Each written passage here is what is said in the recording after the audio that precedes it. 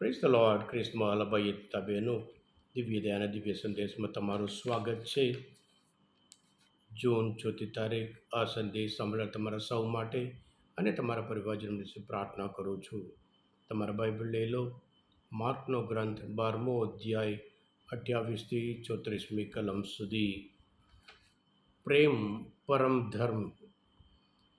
એક શાસ્ત્રીએ લોકોની ચર્ચા સાંભળતો હતો અને ઈશ્વરે કેવો સચોટ જવાબ આપ્યો હતો તે તેના ધ્યાનમાં આવ્યું હતું.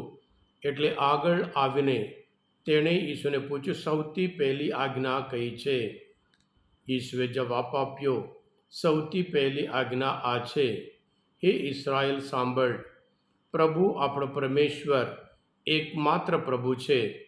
તારે તારા પરમેશ્વર ઉપર પૂરા હૃદયથી, પૂરા જીવથી અને પૂરા મનથી અને પૂરી શક્તિથી પ્રેમ રાખવો. બીજી આ છે, તારા માનવ બંધુ ઉપર તારે જાત જેટલો પ્રેમ રાખવો. આ બેના કરતાં મોટી બીજી આજ્ઞા નથી. પેલો શાસ્ત્રી બોલી ઉઠ્યો, સરસ જવાબ આપ્યો ગુરુદેવ. આપનું કહેવું સાચું છે. ઈશ્વર એક જ છે અને તેના સિવાય બીજો કોઈ નથી. તેના ઉપર પૂરા હૃદયથી, પૂરા મનથી, પૂરી શક્તિથી પ્રેમ રાખવો અને માનવ બંધુ ઉપર પોતાની જાત જેટલો પ્રેમ રાખવો એ કોઈ પણ આહુતિ કે બલિદાન કરતાં કંઈ ચડિયાતું છે. એને આવો સમજણભર્યા જવાબ આપતો જોઈને ઈશ્વરે તેને કહ્યું, તું ઈશ્વરના રાજ્યથી બહુ દૂર નથી.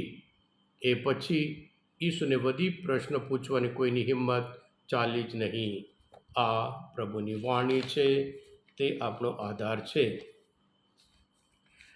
ક્રિસ્મા ભાઈ બહેનો, આ આધુનિક જમાનામાં જ્યાં ટેકનોલોજી હોય, સાયન્સ હોય, બધું બહુ એડવાન્સ પામેલા હોય, આ જમાનામાં સૌથી વધારે દુરુપયોગ એક શબ્દનું તત્વ હોય એ પ્રેમનો શબ્દ છે. સાચો પ્રેમ શું છે? સૌથી પહેલી આજ્ઞા કઈ છે? એમ કરી પ્રભુ આજના શુભ સંદેશ દ્વારા બહુ સ્પષ્ટ સંદેશ આપે છે. ક્રિસ્મા ભાઈ બહેનો, યહૂદી ધર્મમાં કુલ 613 નિયમો આજ્ઞાઓ હતી. 365 કરવા માટે અને 248 નિયમો જે નહીં કરવાનું હોય એ. એટલે આ શાસ્ત્રી આવીને પૂછે છે. ક્રિસ્મા ભાઈ બહેનો, છેલ્લા 2 દિવસથી પણ આપણે જોયું હતું. પહેલાં ફરોશી લોકો આવીને પ્રભુ ઈસુને ફસાવવા માટે પ્રયત્ન કરે છે અને પ્રભુ ઈસુ એમને શાસ્ત્ર દ્વારા સમજાવી મોકલે છે. અને ત્યાર પછી જે સદુકી લોકો પુનરુત્થાનની મશ્કરી કરે છે એમને પણ શાસ્ત્રમાંથી જવાબ આપી સચોટ જવાબ આપે છે. આ જવાબ સાંભળીને આ શાસ્ત્રીને પણ પ્રેરણા આવી. એટલે પ્રભુ પાસે આવીને સૌથી પહેલી આજ્ઞા કઈ છે. એટલે પ્રભુ પણ એને સમજાવે છે સૌથી પહેલી આજ્ઞા કઈ છે એમ કરીને. ક્રિસ્મા ભાઈ બહેનો, ઈશ્વર ઉપર પ્રેમ પૂરા મનથી, પૂરા હૃદયથી અને પૂરી શક્તિથી. પ્રેમ હૃદય આપણે જાણીએ છીએ પ્રેમનું સ્થાન છે, એ ભાવનાનું સ્થાન છે.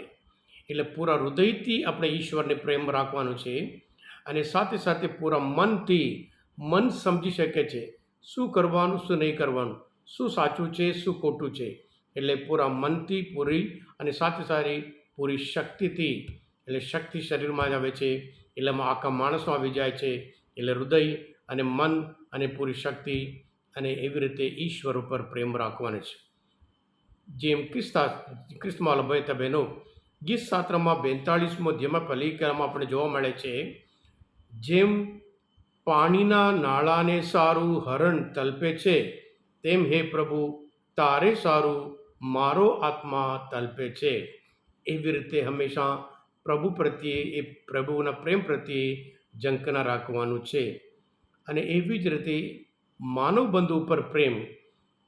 માનવ એટલે ઈશ્વર ઉપર પ્રેમ, માનવ બંધુ ઉપર પ્રેમ એ સિક્કાના 2 બાજુ છે. એક બાજુ વગર બીજી બાજુ થવાનું નહીં. એટલે અર્થ વગરનું છે. ઈશ્વર પર પ્રેમ માનવ બંધુ પર પ્રેમ રાખ્યા વગર થઈ શકે નહીં. જ્યારે આપણે ઈશ્વર પર પ્રેમ રાખીએ ત્યારે માનવ બંધુ પર પ્રેમ રાખીએ અને એવી રીતે જ્યારે માનવ બંધુ પર પ્રેમ રાખીએ આપણે ઈશ્વર પર પ્રેમ રાખીએ માટે પ્રભુ ઈસુ સમજાવે છે. હા કૃષ્ણવાલા ભહેતા બહેનો, જેમ યોહાન પોતે એના પહેલા પત્રમાં 4 અધ્યાયમાં 20મી કલમમાં જે કોઈ કહે છે હું ઈશ્વર પર પ્રેમ રાખું છું, માનવ બંધુ પર પ્રેમ રાખતો નથી, એ જુઠ્ઠો છે. જેને જોઈ શકાય એને જોઈ પ્રેમ કર્યા વગર જેને જોઈ જ ન શકાય ઈશ્વરને, એના ઉપર તમે પ્રેમ કેવી રીતે રાખી શકો? કૃષ્ણવાલા ભાઈ તબેનો, આજના શુભ સંદેશ પ્રભુ ઈસુ એ વ્યક્તિને શાસ્ત્રીને કહે છે તું ઈશ્વરના રાજ્યથી બહુ દૂર નથી. એનો અર્થ એ છે આ બધું જાણે છે ઈશ્વરના રાજ્યમાં પ્રવેશ કરવાનો હોય વિશ્વાસ, પ્રભુ ઉપર વિશ્વાસ જોઈએ.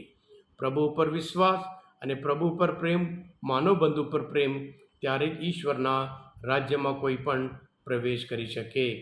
પ્રભુ આપણને પસંદ કર્યા છે ઈશ્વરના રાજ્યના સંતાનો તરીકે.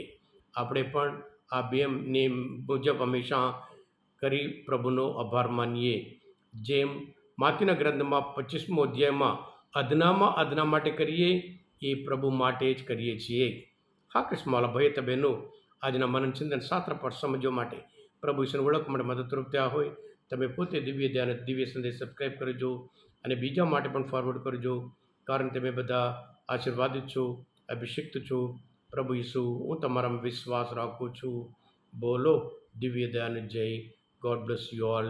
Jesus, I trust in you.